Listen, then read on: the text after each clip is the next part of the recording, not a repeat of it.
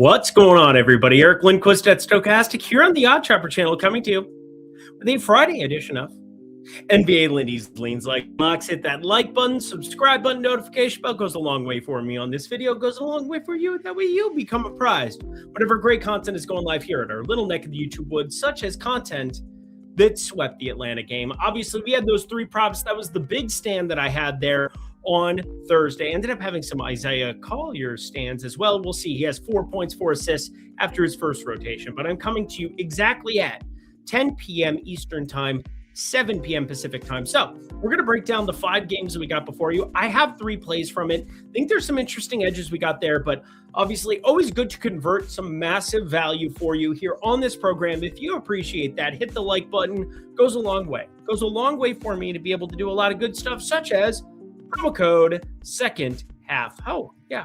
Why don't we pull that up? Can I click buttons? I don't know. We'll see. Promo code second half, friends. That is good stuff going on in the streets right now. 50 down to 25, less than $1 a day, which will lead you all the way into a couple of days of MLB. That makes me happy. Heard I'm okay at that at times. Nobody likes to hear them brag about themselves. Seems like something I'm okay at. So check it out. Promo code second half down at the link below. Would love to have you guys in there. Let's hit some more stuff, such as, 3 Atlanta plays sweep season. Hit that news perfectly with Jalen Johnson, Nickeil Alexander-Walker, and we picked out the right way to go about it. And even Kuminga, over 5.5 rebounds that we got there. He goes for 9, 8 of them in the second half. Useful stuff. God, it feels good to be a gangster person. Let's get to the play, shall we? Yeah, we're going play by play. You obviously knew we were going to go game by game in this. I wasn't going to just blow you off here and have the lean card, but the lean card is necessary from time to time, such as yesterday, so I could focus in on 3 props for you from Atlanta. But now we got Cleveland, Detroit, and right from the get-go, I think we have a little bit of value. But you don't hear a lot of unders from me on this program for 2 reasons. 1, unexpected injury news.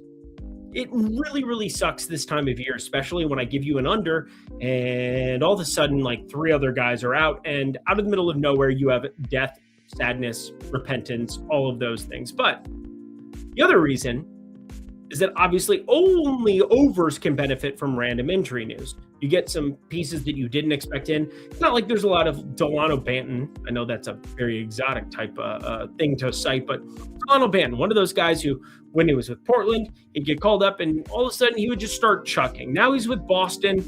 When you see Delano Banton check into a game, you should know that everybody else is not going to benefit because he's a black hole, but probably the end of the game is what it is. What am I getting at with this? I think there's something here. We got Cleveland and Detroit, tons of Q tags, and I really don't have a read on what these Q tags are going to end up being on the Cleveland side. James Harden, Dean Wade, Dennis Schroeder, Keon Ellis, all questionable. And we already have Donovan Mitchell ruled out, which is why we have such a wide spread, 7.5 for, I would say, the 2 favorite teams in the East. But Jared Allen, Evan Mobley, both going to be in for this one. They have an advantage on the boards. I thought about snagging the 7.5 here with Cleveland.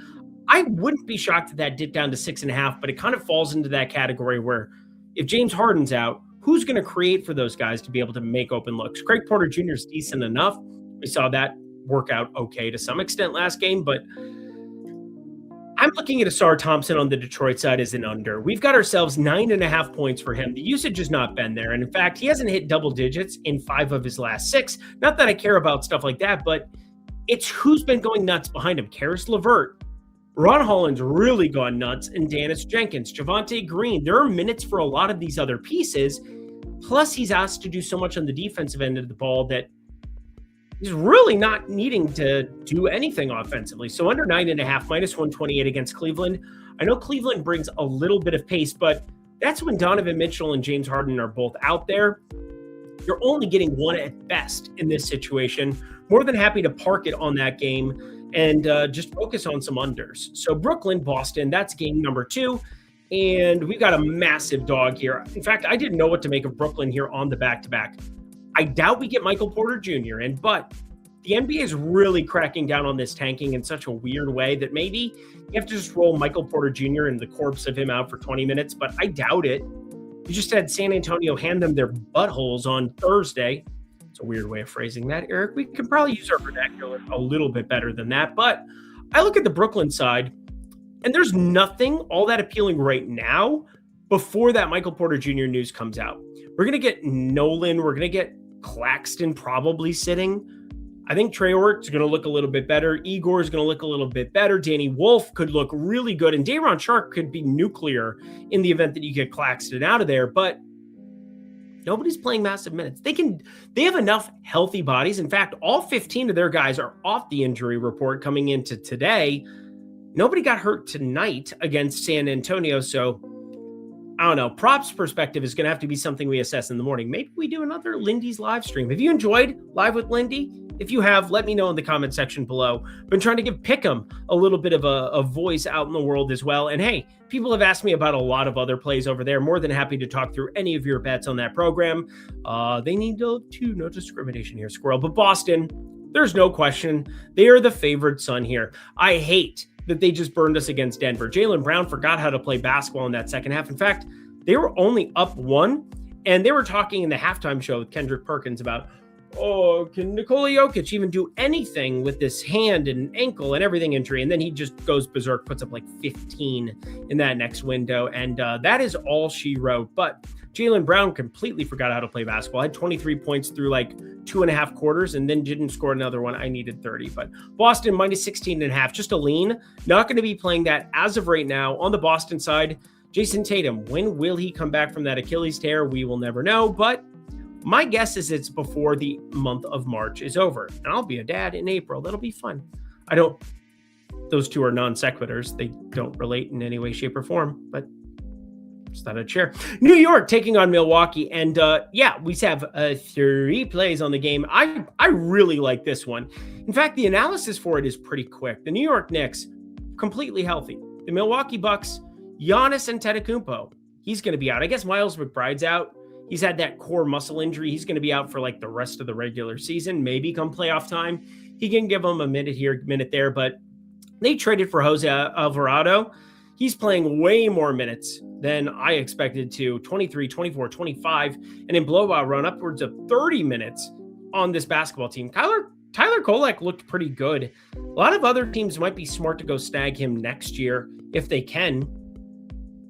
Jose Alvarado, great acquisition, though, for New York, so I'm not going to poo-poo it too much, but I love this over. 221.5. I have this closer to 227. That is a huge gap. Now, when you're talking minus 110, you got to beat the Figs. So 224 is kind of like the baseline of where I'd be looking at potentially like just axing this off. If this is 223 or you only have 2 points more, whoop-de-doo, because that's not going to be beating big long-term. Up to 227 is technically more of lock territory, and yet I'm not going to do it purely because Milwaukee, they actively don't want to win basketball games, and we've got ourselves some weird rotations with Jericho Sims, Ousmane Dieng, Cam Thomas, and Bobby Porter. Bobby Porter's minimal minutes is so weird. We're going to see what happens when Giannis gets back. He's very close to returning. In fact, I think there's a chance that he ends up playing basketball on Sunday for the Milwaukee Bucks based on beat reporters. I'm always looking at my Twitter list, always doing that, doing my due diligence. But 221.5, I think that looks pretty good. You know what else looks pretty good? Promo code second half. You guys want to jump in the Lindy Discord, talk through this process every live long day and get all my pick'em cards and get all my bets and get everything that I'm putting in on a day in, day out basis. Sorry, I didn't have any Honda bets this week. Took the week off from golf. Just saying. Weird tournament, nobody really playing. But second half, 50% off a month, less than $1 a day, leading you into MLB. That would be good stuff. Just like we got ourselves some good stuff here. Memphis taking on Dallas. Actually, this isn't the game that I wanted to talk about at all. In fact, I just put Memphis, Dallas on a back-to-back. You got Javon Small, who got the start last time. Small got the start. Start small, small start. But we also know that we're going to get Ty Jerome out for this one. Left thigh contusion is what he ended up having. John Morant continuing to be out, although I think we see him before the end of the year. Same with Cedric Howard, Brandon Clark, Sandy Aldama, both of them out. I mean, it's just a walking wounded Memphis team. But Dallas can only tank so hard. And Daniel Gafford probably going to be out for this one, I would think. he did get ruled to doubtful, and then you got the Marvin Bagley start and Brandon Williams. He ends up getting like some weird starts rather than Caleb Martin. And Caleb Martin, he got the start, but then Brandon Williams started the second half.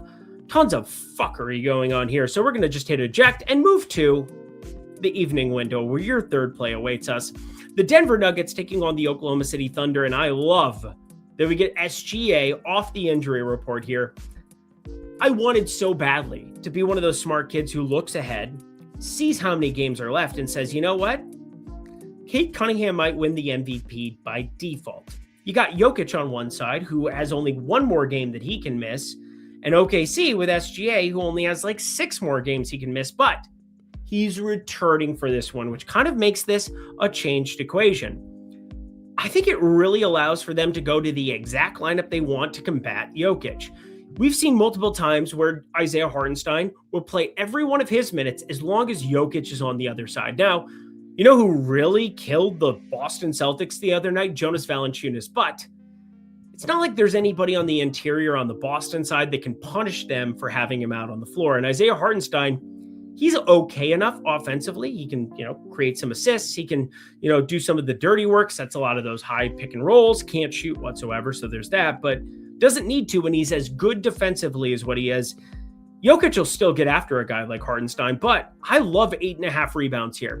Put Hartenstein in for 26.5 minutes for tomorrow, and you could get upwards of 28. I know I'm a little bit more aggressive than you're probably going to see 25.5 minutes at a lot of projection sites for Friday, but part of that is just a calculated risk knowing that this is how Oklahoma City wants to handle Jokic. And as such, I'm just going to go to the part of the portfolio I feel the most confident in for Hartenstein playing all of his minutes alongside Jokic, who can sit out on the perimeter and shoot some threes from time to time. I don't know. We saw him shoot 1 million of them against the Celtics. But Hartenstein, you get everybody off the injury report outside of Brandon Carlson, doesn't matter. AJ Mitchell matters a little bit, and Jalen Williams, ALEN version, he matters the most. But I like this with SGA, Cason Wallace, Lou Dort, Chet Holmgren, Isaiah Hartenstein. Really think Hartenstein looks great on the boards at -105, a little bit less than your standard VIG.